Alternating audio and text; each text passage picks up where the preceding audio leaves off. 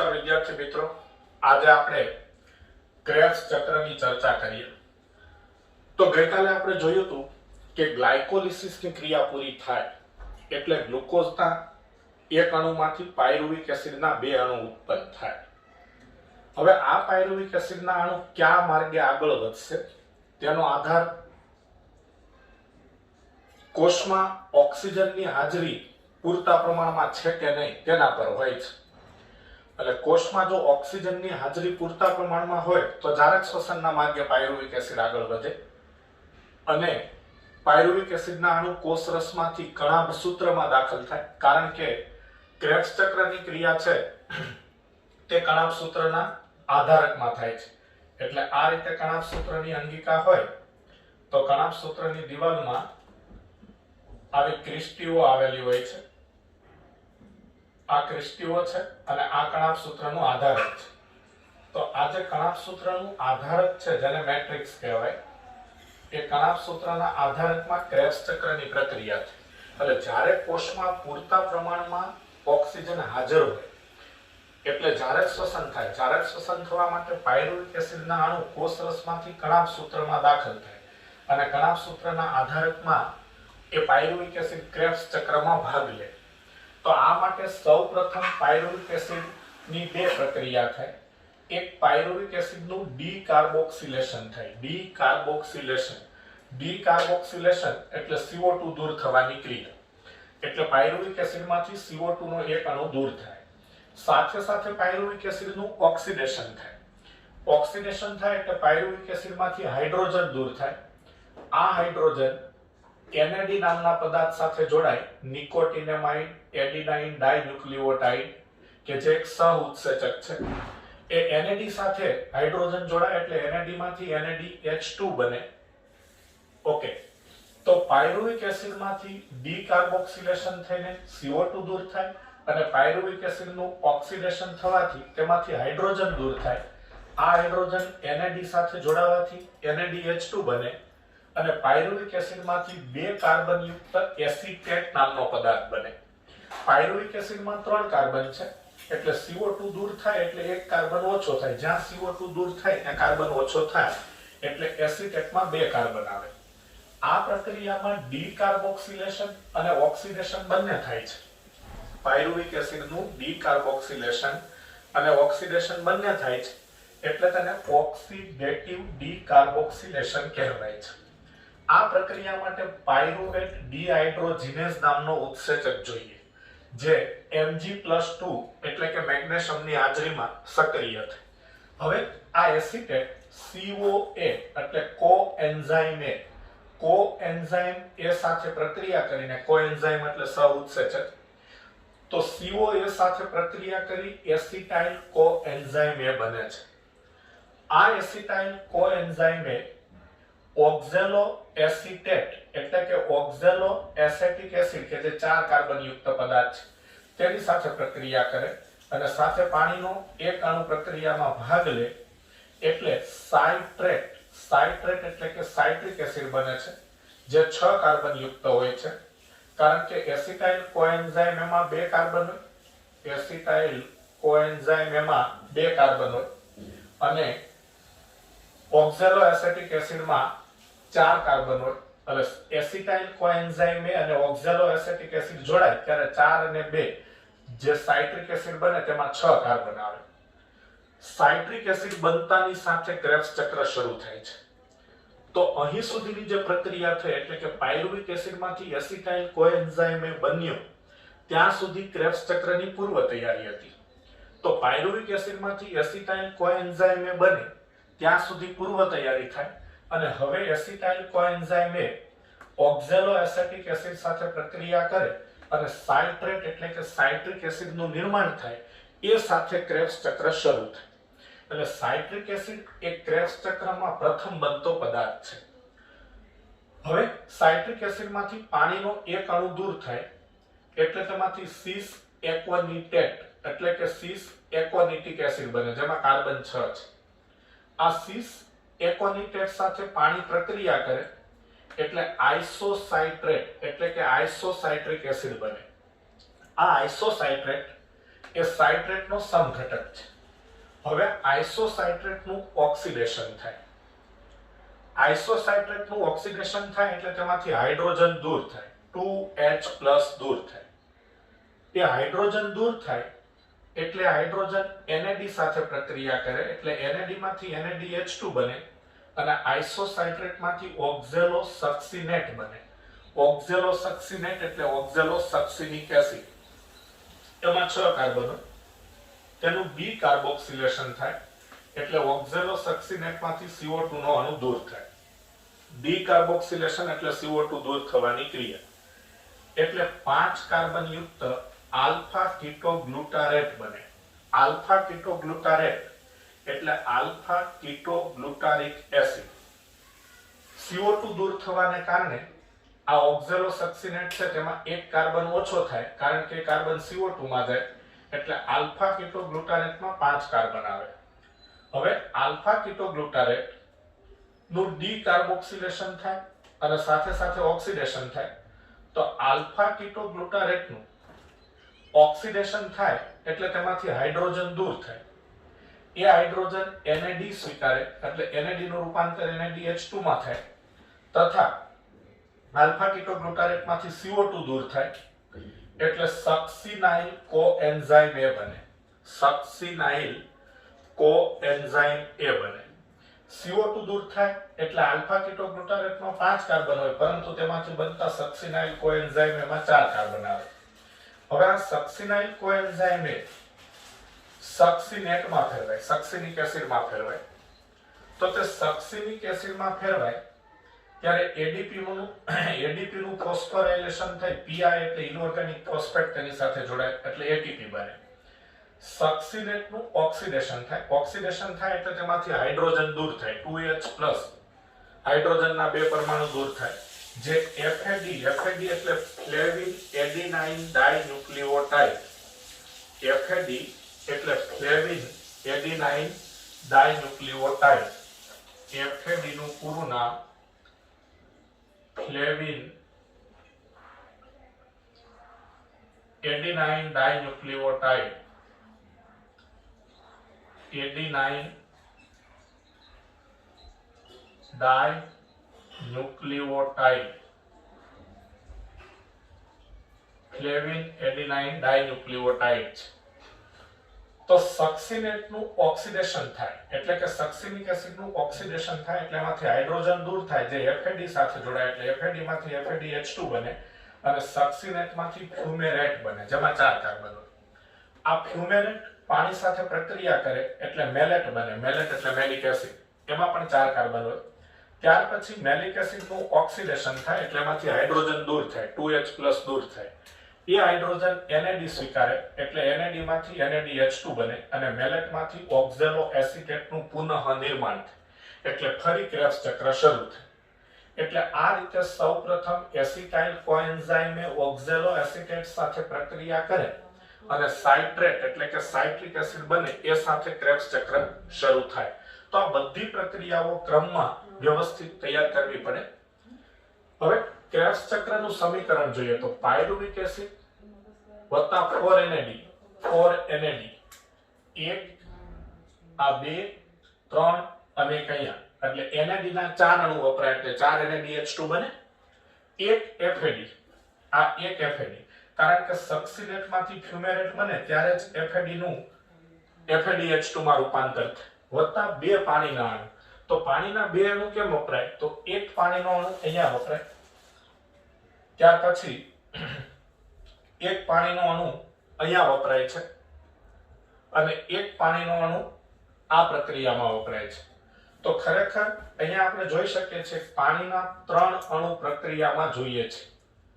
પાણીના 3 અણુ પ્રક્રિયામાં જોઈએ છીએ પરંતુ એક પાણીનો અણુ સાઇટ્રેટમાંથી સિસ એકોનિટેટ બને ત્યારે મુક્ત થાય એટલે પાણીના 3 અણુ વપરાય અને એક પાણીનો અણુ મુક્ત થાય એટલે પાણીના ચોખ્ખા કેટલા અણુ વપરાય નેટ અણુ કેટલા વપરાય 2 એટલે પ્રક્રિયક તરીકે 2 H2O દર્શાવ્યા છે વત્તા ADP + PI. આ ADP + PI કણાભ સૂત્રના આધારકમાં કણાભ સૂત્રના આધારકને મેટ્રિક્સ કહેવાય. તો કણાભ સૂત્રના આધારકમાં સમગ્ર ક્રેબ્સ ચક્ર થાય. નિપજ કઈ પ્રાપ્ત થાય? CO2 ના 3 અણુ 1 2 અને 3 CO2 ના 3 અણુ પ્રાપ્ત થાય. આમ પણ પાયરુવિક એસિડમાં કાર્બન 3 હોય. હવે પાયરુવિક એસિડમાં 3 કાર્બન હોય એટલે CO2 ના 3 અણુ મુક્ત થઈ જાય એટલે પાયરુવિક એસિડના 3 કાર્બન CO2 ના 3 અણુ સ્વરૂપે દૂર થયા એટલે પાયરુવિક એસિડનું સંપૂર્ણ ઓક્સિડેશન થઈ ગયું. એટલે ટૂંકમાં ચોથો CO2 ઉત્પન્ન ન થાય, 3 જ CO2 ઉત્પન્ન થાય. વત્તા 4 NaDH2 1 2 3 અને 4 NaDH2 આ 1 2 3 અને 4 NaDH2 ઉત્પન્ન થાય. એક FADH2 ઉત્પન્ન થાય, આ એક FADH2 અને એક ATP નો અણુ ઉત્પન્ન થાય, આ ATP નો અણુ ઉત્પન્ન થાય. ક્રેબ્સ ચક્ર દરમિયાન ATP નો અણુ કણાભ સૂત્રના આધારકમાં ઉત્પન્ન થાય, કારણ કે સમગ્ર ક્રેબ્સ ચક્ર કણાભ સૂત્રના આધારકમાં થાય છે. તો આ ATP કણાભ સૂત્રના આધારકમાં ઉત્પન્ન થાય અને આ ATP ઉત્પન્ન થવા માટે ADP નું ફોસ્ફોરાયલેશન થાય. ફોસ્ફોરાયલેશન એટલે ફોસ્ફેટ ઉમેરાવાની ક્રિયા, ફોસ્ફેટ સાથે થતી પ્રક્રિયા. તો ક્રેબ્સ ચક્ર કણાભ સૂત્રના આધારકમાં થાય એટલે કણાભ સૂત્રના આધારકમાં ADP નું ફોસ્ફોરાયલેશન થઈને ATP બને એટલે આ ATP ના નિર્માણની ક્રિયાને આધારક આધારિત ફોસ્ફોરાયલેશન કહેવામાં આવે છે. આ શબ્દ ગઈકાલે આપણે ગ્લાયકોલિસિસમાં પણ ક્લિયર કરેલો કે ગ્લાયકોલિસિસના ડીફોસ્ફોરાયલેશન તબક્કામાં 2 વખત 2 ATP નું નિર્માણ થતું હતું. તો એ પણ આધારક આધારિત ડીફોસ્ફોરાયલેશન હતું, કારણ કે ગ્લાયકોલિસિસ પણ કોષરસના આધારકમાં થાય. એટલે ગ્લાયકોલિસિસ દરમિયાન ડીફોસ્ફોરાયલેશન તબક્કામાં જે 2 વખત 2 ATP નું નિર્માણ થતું હતું તો એ પણ આધારક આધારિત ફોસ્ફોરાયલેશન દ્વારા ATP નું નિર્માણ હતું. અને સમગ્ર ક્રેબ્સ ચક્ર પણ કણાભ સૂત્રના આધારકમાં થાય. એટલે ક્રેબ્સ ચક્ર દરમિયાન આ ADP નું ફોસ્ફોરાયલેશન થઈ ATP બને એ ક્રિયાને આધારક આધારિત ફોસ્ફોરાયલેશન દ્વારા ATP નું નિર્માણ કહેવાય. ઓકે, ક્રેબ્સ ચક્ર દરમિયાન પ્રથમ બનતો પદાર્થ સાઇટ્રિક એસિડ છે. એટલે ક્રેબ્સ ચક્રને સાઇટ્રિક એસિડ ચક્ર પણ કહેવાય છે. તો શા માટે ક્રેબ્સ ચક્રને સાઇટ્રિક એસિડ ચક્ર પણ કહેવાય છે? કારણ કે ક્રેબ્સ ચક્ર દરમિયાન સૌપ્રથમ નિર્માણ પામતો પદાર્થ સાઇટ્રિક એસિડ છે. સાઇટ્રિક એસિડમાં 3 કાર્બોક્સિલ સમૂહ છે, COOH કાર્બોક્સિલ સમૂહ. તો સાઇટ્રિક એસિડના બંધારણમાં 3 કાર્બોક્સિલ સમૂહ છે એટલે સાઇટ્રિક એસિડને ટ્રાય કાર્બોક્સિલિક એસિડ કહેવાય છે અને તેથી ક્રેબ્સ ચક્રને TCA ચક્ર અથવા ટ્રાય કાર્બોક્સિલિક એસિડ ચક્ર કહેવામાં આવે છે. સમગ્ર ક્રેબ્સ ચક્રની પ્રક્રિયાની શોધ જર્મનના એક બાયોકેમિસ્ટ સર હાન્સ ક્રેબ્સ દ્વારા કરવામાં આવેલી. તો ક્રેબ્સ ચક્રની શોધ જર્મનના એક બાયોકેમિસ્ટ સર હાન્સ ક્રેબ્સ દ્વારા થયેલી એટલે તેને ક્રેબ્સ ચક્ર પણ કહેવામાં આવે છે. વનસ્પતિ કોષમાં જરાક શ્વસન થતું હોય, ક્રેબ્સ ચક્ર થતું હોય ત્યારે સામાન્ય રીતે ATP નું નિર્માણ થાય, પરંતુ પ્રાણી કોષમાં ક્રેબ્સ ચક્ર થાય ત્યારે GTP નું નિર્માણ થાય. GTP એટલે ગ્વાનોસાઇન ટ્રાઇફોસ્ફેટ. તો પ્રાણી કોષમાં જ્યારે જારક શ્વસન થાય અને ક્રેબ્સ ચક્ર થાય ત્યારે GTP નું નિર્માણ થાય. પણ આ GTP યુગ્મ પ્રક્રિયા દ્વારા ATP નું નિર્માણ કરી શકે છે. કઈ રીતે? તો GTP નું GDP માં રૂપાંતર થાય. એટલે GTP એટલે ગ્વાનોસાઇન ટ્રાઇફોસ્ફેટ અને ATP એટલે એડિનોસાઇન ટ્રાઇફોસ્ફેટ. ATP અને GTP માં એક જ ફરક છે કે ATP માં નાઇટ્રોજન બેઝ તરીકે એડેનિન હોય અને GTP માં નાઇટ્રોજન બેઝ તરીકે ગ્વાનિન હોય. બંને ઉર્જાસભર ખૂબ જ વધુ શક્તિ ધરાવતા શક્તિસભર ન્યુક્લિયોટાઇડ છે, પરંતુ ATP માં એડેનિન હોય અને GTP માં ગ્વાનિન હોય. તો પ્રાણી કોષમાં જ્યારે ક્રેબ્સ ચક્ર થાય ત્યારે GTP નું નિર્માણ થાય ત્યારે આ GTP તેનો એક ફોસ્ફેટ ગુમાવે એટલે GTP નું રૂપાંતર GDP માં થાય. હવે GTP માંથી જે ફોસ્ફેટ છૂટો પડે, GTP માંથી ફોસ્ફેટ ક્યારે છૂટો પડે? જ્યારે GTP માંથી ઉર્જા મુક્ત થાય ત્યારે. એટલે એ ઉર્જા મુક્ત થાય એટલે GTP માંથી એક ફોસ્ફેટ છૂટો પડે એટલે GTP નું રૂપાંતર GDP માં થાય અને એમાંથી જે ફોસ્ફેટ છૂટો પડે તે ADP સાથે જોડાય એટલે ADP નું ફોસ્ફોરાયલેશન થાય એટલે ADP માંથી ATP નું નિર્માણ થાય. એટલે આપણે કહી શકીએ કે GTP આને યુગ્મ પ્રક્રિયા કહેવાય. એક શક્તિસભર સંયોજનમાંથી આ રીતે બીજો શક્તિસભર સંયોજન બને એટલે આપણે એને યુગ્મ પ્રક્રિયા કહીએ, કપલ્ડ રિએક્શન કહીએ. તો જીટીપી યુગ્મ પ્રક્રિયા દ્વારા એટીપી નું નિર્માણ કરી શકે છે. એટલે પ્રાણી કોષમાં જ્યારે ક્રેબ્સ ચક્ર થાય ત્યારે જીટીપી નું નિર્માણ થાય.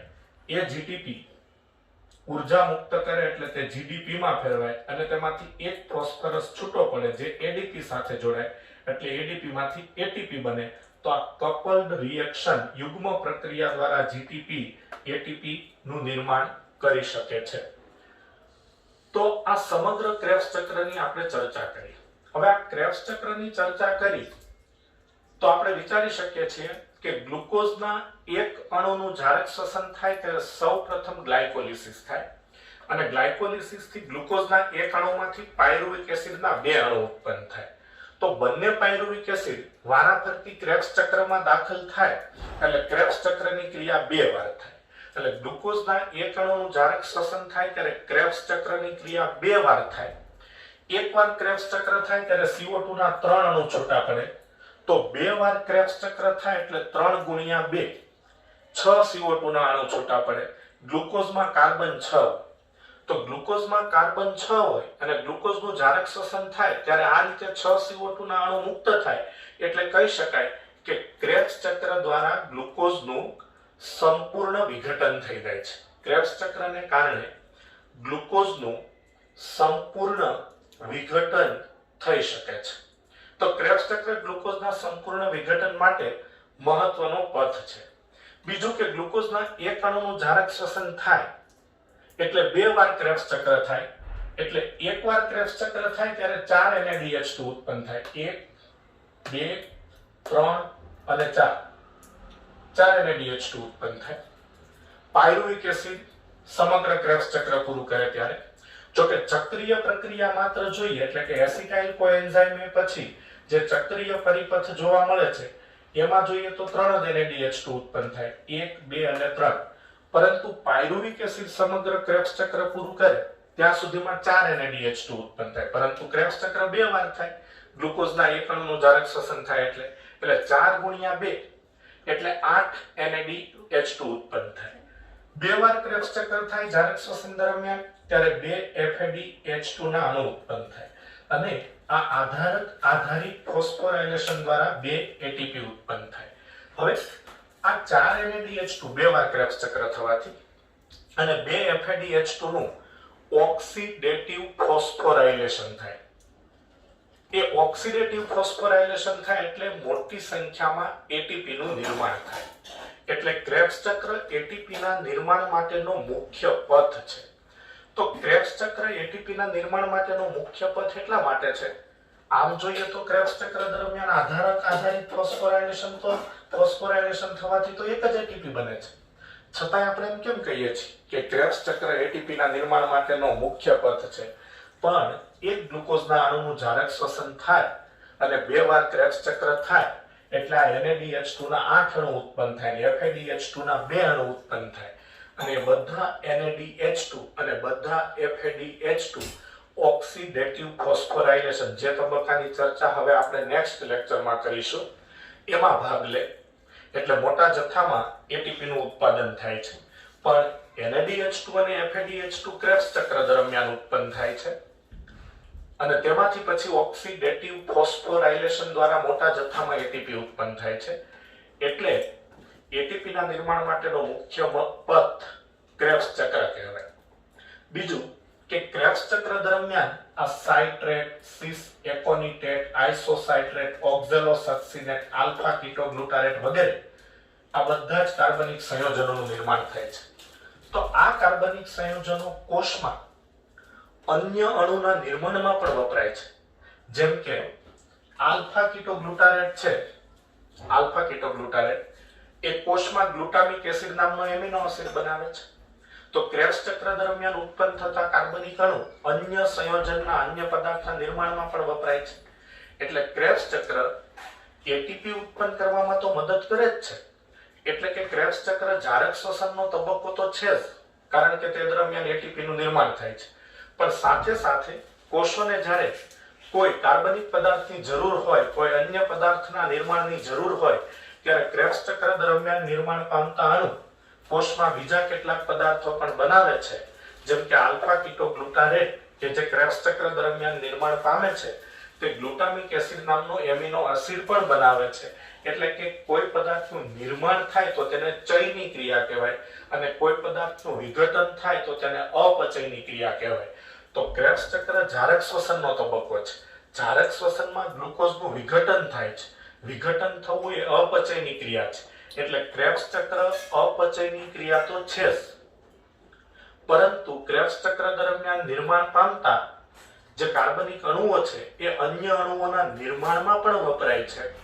તો કોઈ પદાર્થનું નિર્માણ થાય તો તેને ચય કહેવાય. એટલે ક્રેબ્સ ચક્ર અપચય અને ચય બંને પ્રકારની ક્રિયાઓ કરે છે.